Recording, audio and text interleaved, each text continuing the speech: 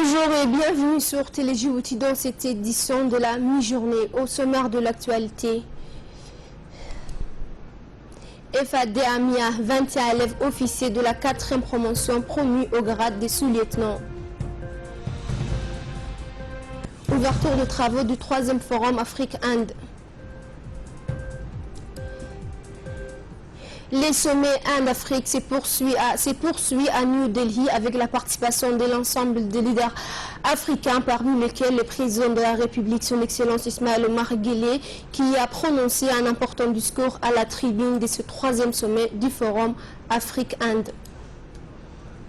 Le président a dit dans son discours la tenue de ce forum depuis son lancement en 2008 témoigne de l'engagement du gouvernement indien et des pays africains en faveur du renforcement des relations entre les continents et l'Inde, des relations qui sont d'ailleurs millénaires et qui ont marqué de leur influence certaines parties de l'Afrique. L'histoire récente, quant à elle, rappelle la similarité de nos luttes respectives contre le joug du colonialisme qui a asservi nos pays pendant plus d'un siècle. L'Inde, pionnière de la lutte pour la liberté et la dignité, a innové en choisissant la voie de la non-violence pour obtenir son indépendance et a aspiré par la même occasion beaucoup de mouvements de libération à travers notre continent. Le président de la République, en poursuivant son discours, a rappelé que notre appartenance comme au groupe de la 77 est une illustration de notre grande détermination à préserver notre neutralité. Aujourd'hui, a-t-il dit, ce sommet nous permet d'affirmer clairement que l'Afrique n'est le précaré d'aucune puissance et qu'elle accueille tout partenariat mutuellement bénéfique et respectueux des valeurs de chacun.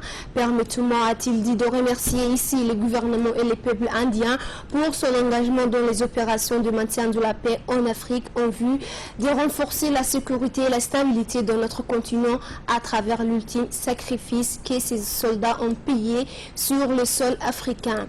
L'Inde a démontré de son attachement au raffermissement de nos relations. Monsieur le Premier ministre, Excellence, depuis le dernier sommet plutôt du Forum Afrique-Inde à Addis Abeba en 2011, la croissance fulgurante de nos échanges économiques et commerciaux sont une preuve convaincante de l'utilité mais aussi de la vitalité de notre partenariat.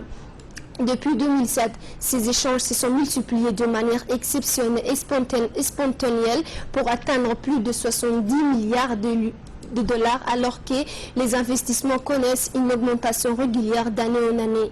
L'Inde, monsieur le Premier ministre, est un pays émergent qui connaît une croissance positive grâce à ses multiples atouts, notamment ses atouts industriels et technologiques, et indubitablement destiné à être une puissance économique sur le plan mondial. De son côté, l'Afrique connaît depuis une décennie une croissance économique forte et stable, amenée à croître compte tenu du potentiel énorme du continent. En conjuguant nos efforts et en adoptant un cadre plus favorable à nos échanges commerciaux, notamment en limitant les barrières non fiscales, et cela dans le cadre du programme indien préférentiel à taux zéro, je suis convaincu, a-t-il dit, que les partenariats Afrique-Inde n'en sortira que plus renforcé. Nous sommes également fortement impressionnés par le dynamisme du PME et PMI indien qui connaissent un essor indéniable en Inde et en Afrique, et c'est en utilisant leurs propres ressources et compétences. En ce sens, nous souhaiterions, a-t-il dit, nous aspirer du modèle indien d'entrepreneuriat et développer notre tissu de petites et moyennes entreprises, ce qui constitue un élément essentiel dans le processus d'industrialisation de notre continent. Mon pays, qui veut être à l'avant-garde de cette intégration, doit avoir les moyens de ses ambitions et a su démontrer son aptitude à capitaliser à la fois sur ses avantages comparatifs, mais également sur la confiance renouvelée des investisseurs pour initier d'ambitieux projets et structurants. C'est pourquoi, monsieur le Premier ministre, a-t-il dit, le premier roi djiboutien, depuis bientôt une décennie maintenant, nous multiplions les investissements dans les infrastructures de transport et énergétique, car la performance et la croissance de notre économie, qui est qui est basée sur les services, reste très tributaire d'infrastructures de qualité. À titre d'exemple, nous avons 3 ports en cours de construction, un chemin de fer Djibouti-Addis dont les travaux sont en phase finale, ainsi que des autoroutes destinées à renforcer les corridors qui nous lient à l'Éthiopie. Enfin, pour terminer, a-t-il dit, j'appelle de tous mes voeux un partenariat dynamique, florissant et bénéfique Afrique, a résumé le président de la République. Autre nouvelle du pays, un atelier sur la politique régionale de la biodiversité dans la région de l'IGAD s'est ouvert aujourd'hui au siège de l'IGAD. Le commentaire de Hamza Mohamed.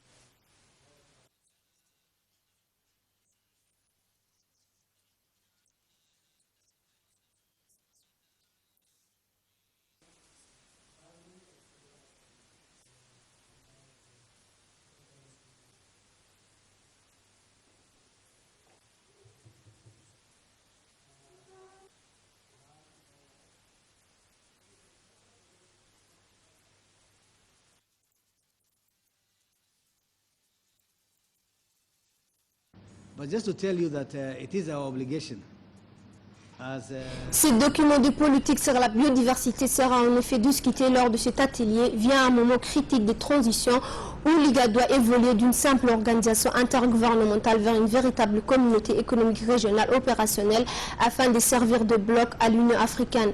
Le ministre de l'Habitat et de l'Environnement, Mohamed Moussa Ibrahim Balala, a dans un bref discours rappelé que la protection de l'environnement et la gestion durable de la biodiversité restent un centre de la préoccupation du gouvernement djiboutien. Écoutez le ministre. Pour moi, c'est un honneur et un plaisir de vous souhaiter tous la bienvenue à Djibouti. Je suis heureux de constater que la protection de l'environnement et la gestion durable de la biodiversité restent au centre du mandat de l'IGAD.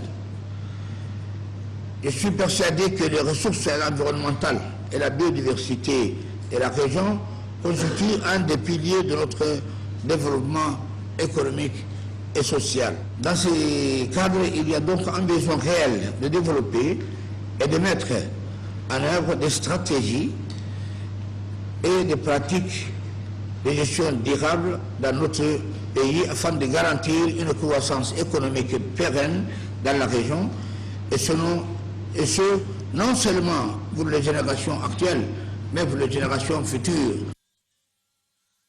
Il est l'heure de l'appel à la prière. On se retrouve juste après le Yédan. Inna as-salata kanat 'ala al-mu'minina kitaban mawquta.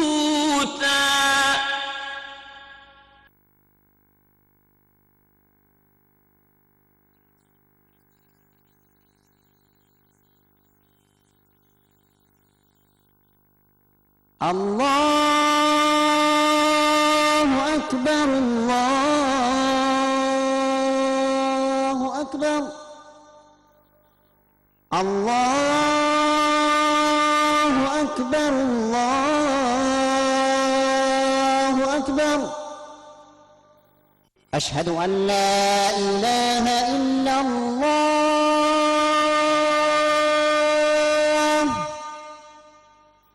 أشهد أن لا إله إلا الله.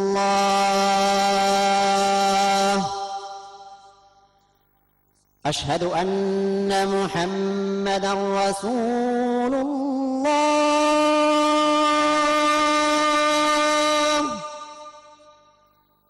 أشهد أن محمدا رسول الله.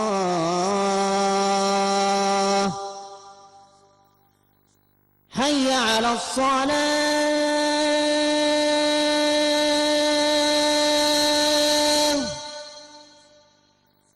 حي على الصلاة.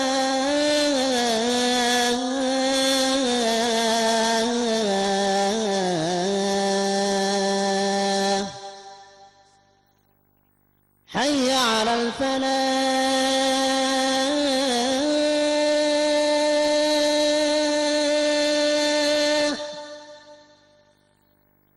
حي على الفلاح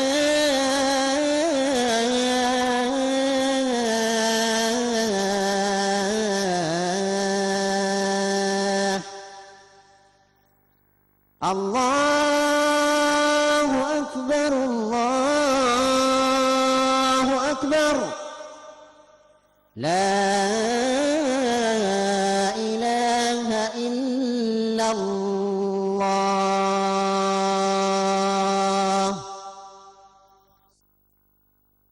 اللهم رب هذه الدعوة التامة والصلاة القائمة آت سيدنا محمدا الوسيلة والفضيلة وابعثه اللهم مقاما محمودا الذي وعدته إنك لا تخلف الميعاد. Nous revoilà, chers téléspectateurs, téléspectatrices. L'AMIA, l'Académie militaire interarmée d'Arta, a accueilli tôt ce matin une cérémonie de fin de formation et de remise des galons de la 4e promotion de cette institution. La cérémonie a débuté avec l'arrivée du ministre de la Défense Hassan Darar Oufeni et du chef d'état-major général des armées, le général de division Zakaria Charles Ibrahim. Tous deux ont été accueillis par le directeur général de l'AMIA, le colonel Mohamed Ali Obsiye. D'emblée, le ministre de la Défense et le haut commandement militaire ont tenu à rendre les honneurs au drapeau national.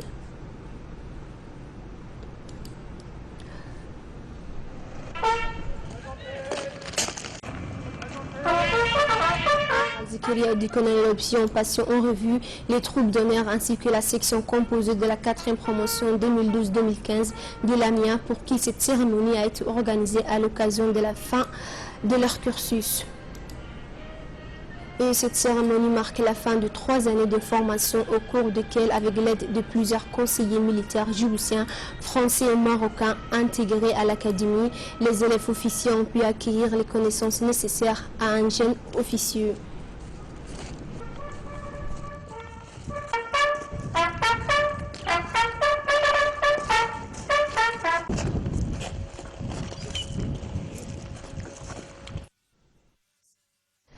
Impeccablement alignés et en tenue d'apparat, 21 élèves officiers ont été promis officiers aujourd'hui lors de cette importante cérémonie présidée par le ministre de la Défense Hassan Darar Oufeni en présence du haut commandement militaire et des instructeurs et formateurs marocains et français.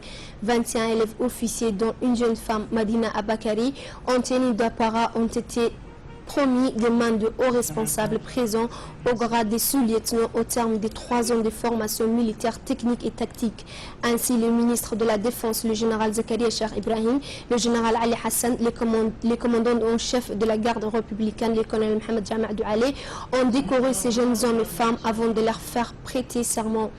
L'émotion était palpable ce matin à l'AMIA où ces jeunes élèves officiers après avoir été promis à un grade supérieur, ont prêté serment en chair afin de garder toujours à l'esprit la confiance que la nation djiboutienne a placée en eux, que cela soit en temps de paix ou en temps de guerre. Ces mots sont allés droit au cœur des principaux concernés qui ont choisi d'embrasser ces métiers des armes.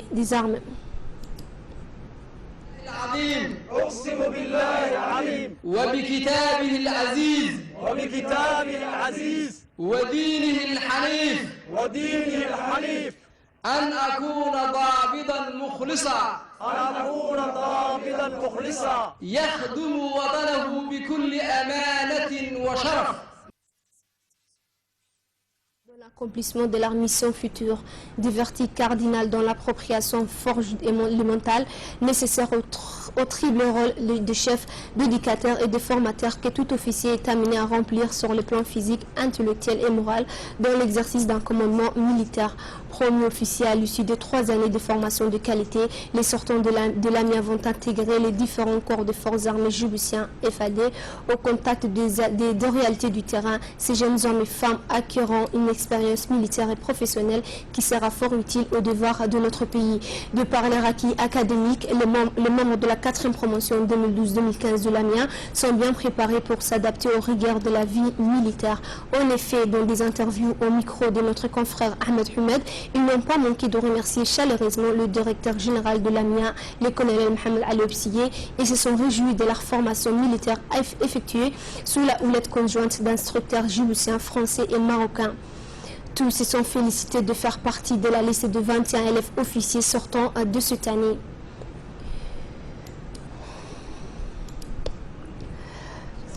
Le sous-lieutenant Medina Bakari Hassan, je suis de la 4e promotion, la promotion sortante cette année en 2015.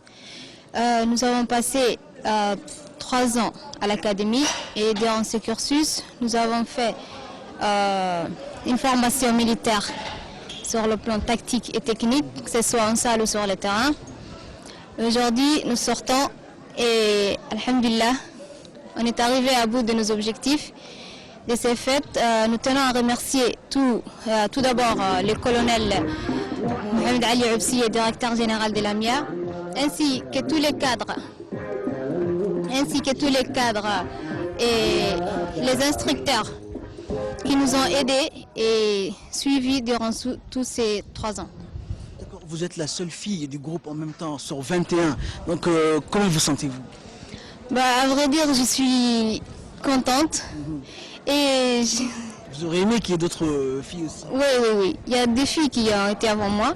J'aurais aimé que mes camarades aussi soient avec moi, les filles qui n'ont pas pu y arriver. Mais bon, alhamdulillah, comme on dit, qui ne se lasse point, finit toujours à bout de tout, quoi. L'Académie militaire interarmée d'Arta est une pépinière dont sortent chaque année de nouveaux officiers formés pour servir la nation dans ce noble métier qui est celui des armées. Cette académie est un projet national ambitieux, né d'une volonté politique suprême, celle du président de la République, chef suprême des armées. Elle a été créée par un décret présidentiel le 5 décembre 2008 et inaugurée officiellement le 28 janvier 2010 par son Excellence, le président de la République et chef suprême des armées. C'est une institution de l'enseignement supérieur militaire et universitaire destinée à former les officiers d'actifs des forces armées, de la garde républicaine et de la gendarmerie et dispenser au terme de son évolution des stages de perfectionnement, de spécialisation et d'application au profit des officiers d'actifs.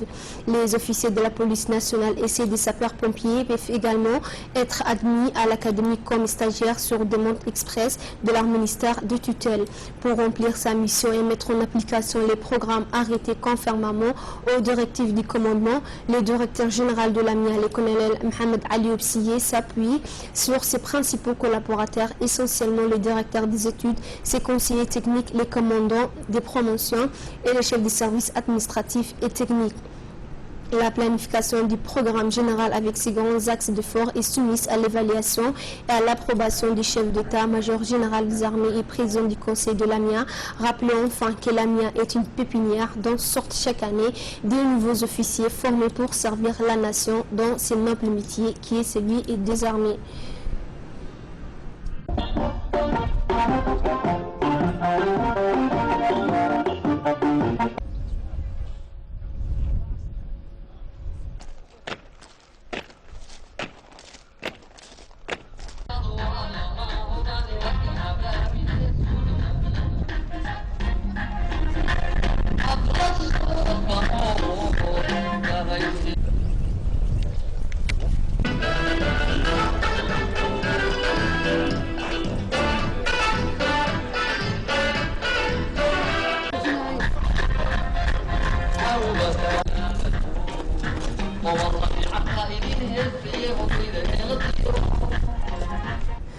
Autre nouvelle du pays, le ministère de la Santé informe l'ensemble de la population qu'une caravane médicale composée de spécialités diverses se déroulera du 31 octobre au 5 novembre 2015 dans les structures suivantes. Hôpital Général Pelletier s'occupera de spécialités chirurgie, l'hôpital de Balbala en spécialité ophtalmologie et l'hôpital Arhma et spécialité ORL, chirurgie et des chirurgies pédiatriques plastiques. Nous demandons à la population une pleine participation pour faciliter le travail des personnels soignants. Et toujours dans les nouvelles du pays, les mouvements de jeunes militants ont organisé ce matin la cérémonie du 2e congrès annuel à la Corniche. Le MGM est un groupement de jeunes issus de la capitale et des régions de l'intérieur, à savoir les 3 communes pour la bonne cause, et c'est là pour promouvoir l'avenir des jeunes djiboutiens. C'est sous de bons auspices que la cérémonie a porté ses fruits en commençant par la traditionnelle lecture du Saint-Coran suivie de l'hymne national que tous les jeunes ont chanté haut et fort. Les jeunes talents se sont produits sur scène pour animer la foule. L'objectif principal de ces rassemblements était de dire haut et fort oui un 4e mandat au président de la République. Le logo principal était que la jeunesse exige un nouveau mandat du président Guélé pour 2016. Était présent à cette cérémonie, outre le secrétaire national chargé de la jeunesse et des sports, des sports et de l'emploi Diri Hachim, les présidents du conseil d'administration Faisal Abdullahi ainsi que les représentants des régions de l'intérieur, y compris Amina Halatou d'État qui est du comité central du RPP.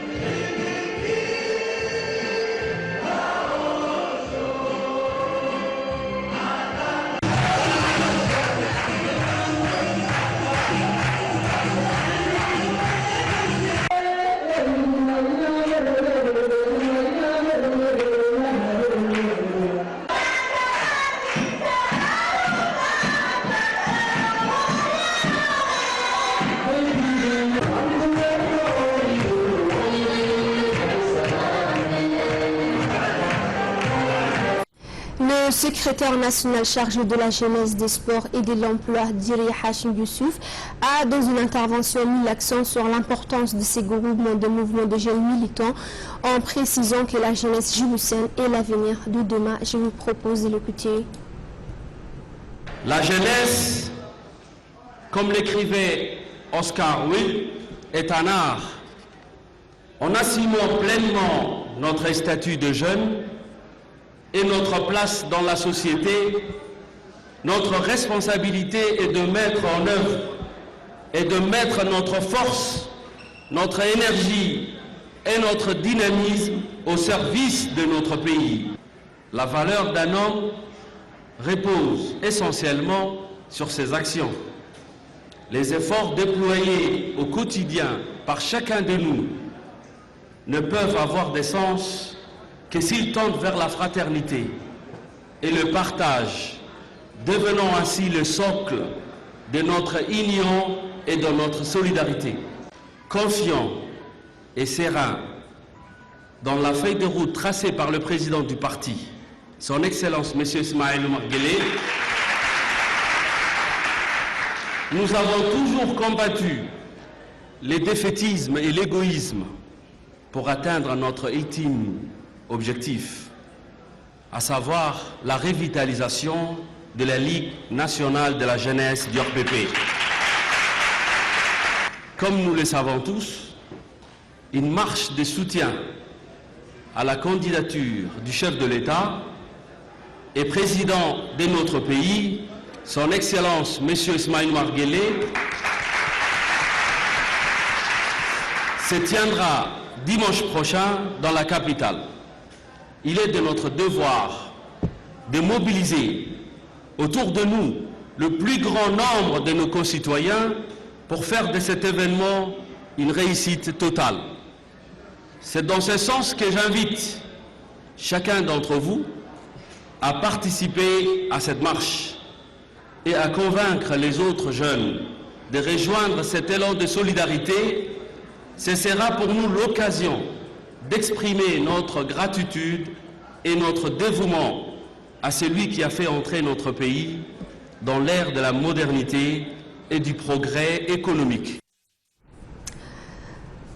Toujours dans les nouvelles du pays, dans le cadre des opérations de surveillance maritime permanente dans les eaux territoriales de la République de Djibouti, une équipe de la garde-côte djiboutienne a intercepté dans la journée du 27 octobre 2 grandes embarcations de type Galba au large de Godoria au nord du pays en provenance de Yémen et transportant une quantité importante de carburant contrebande. 10 membres d'équipage yéménites en situation de défaut de séjour dans notre pays ont été arrêtés. La garde-côte poursuit sans relâche ses efforts visant à mettre un terme aux activités de ces contrebandiers qui visent à anéantir l'économie nationale. L'enquête a été confiée à la brigade de recherche, d'investigation et des affaires judiciaires de la garde-côte et ces individus seront traduits devant la justice tandis que les deux embarcations seront saisies et immobilisées au port de pêche dans l'attente d'une décision de la justice. Autre nouvelle du pays, l'association Al-Fawza a octroyé un don de kits scolaires dans les villages éloignés de la région de Bok. La distribution a débuté dans le village d'Oulma, dont le nombre de bénéficiaires est de 57 élèves. Puis c'était le tour de Hassan, dont le nombre de bénéficiaires est de 54 élèves. Étaient présents à l'événement les personnels de la préfecture de Bok. L'inspecteur général de l'éducation nationale de Bok, en l'occurrence Moussa Ali, les chefs de service de CDC de cette région et les représentants des secrétariats d'État à la jeunesse et au sport, Salah Abdo, le président de l'association Mohamed Moussa Kamil, a adressé ses vifs remerciements au secrétaire d'État à la jeunesse et au sport, Badoul Hassan Badoul pour l'octroi de fournitures scolaires destinées aux élèves du village éloigné et de la région de l'intérieur. Il a également remercié le préfet de la région de Bok, Hassan Dabale, et l'inspecteur général Moussa Ali, le responsable de PAM à Bok, pour leur soutien logistique, ainsi que le chef et Okal en général pour leur participation. Et pour l'actualité hors de nos frontières, à nouveau, Ferdous vient de nous rejoindre au plateau. Bonjour Ferdous. Oui. Qu'est-ce que Ferdous vous nous a préparé pour cet après-midi? Pour le focus, bonjour à tous. Avant tout, pour le focus de cet après-midi, je vais développer 3 points. Notamment, nous allons commencer par parler de ce qui fait la une de l'actualité internationale et régionale. Parlons du Yémen, c'est la fin des frappes en Arabie menées par la coalition arabe. Le deuxième point, la Syrie a-t-elle une chance de sortir de la crise? Et pour finir, une femme élue présidente dans l'un des pays les plus pauvres au monde. Ça se passe au Népal. Nous verrons ça dans quelques instants. Et tout d'abord, nous allons commencer par la coalition menée par l'Arabie Saoudite et le point d'achever sa mission à Riyad, a lancé en mars une offensive contre les rebelles Houthis issus de la minorité yazidite. Les insurgés, eux, se disent prêts à négocier sur le retrait des principales villes du pays, une reconquête qui a un prix. D'après les Nations Unies, 80% des habitants du Yémen ont besoin d'une aide humanitaire, mais l'hôpital Asma, l'hôpital de Médecins sans frontières, a été bombardé lundi. Lundi, un bombardement dont la coalition arabe nie la responsabilité. Le conflit a fait déjà 5 000 morts, 25 000 blessés en moins d'un an. Et on revient à ce qui fait la Syrie. La Syrie a-t-elle une chance de sortir de la crise et de la guerre civile notamment? C'est ce que veut croire Washington malgré l'intensification des raids aériens de la Russie, mais aussi du régime hier de la ville de Daria dans la banlieue de Dama. Les pourparlers internationaux sont prévus demain à Vienne, mais cette fois l'Iran sunnite et allié de Bachar al-Assad est convié à la table des négociations, tout comme l'Arabie Saoudite sunnite de la coalition internationale menée par les États-Unis.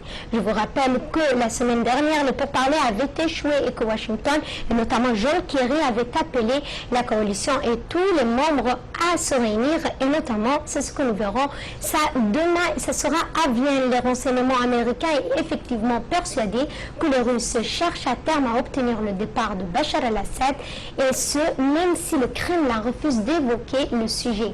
Autant de facteurs qui donnent à la Syrie une lueur d'espoir.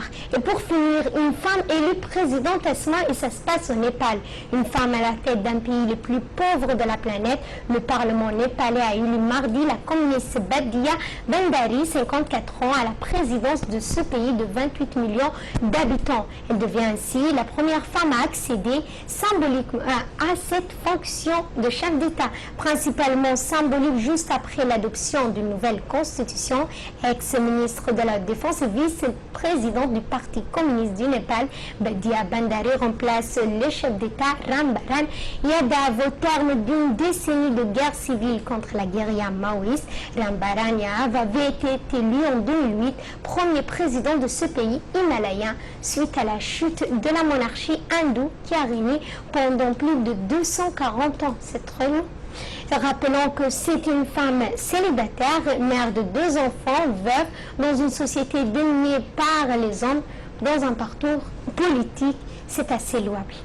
Merci Ferdous pour ce détail intéressant. Merci à vous de nous avoir suivis. Je souhaite à toutes et à tous de passer une excellente après-midi.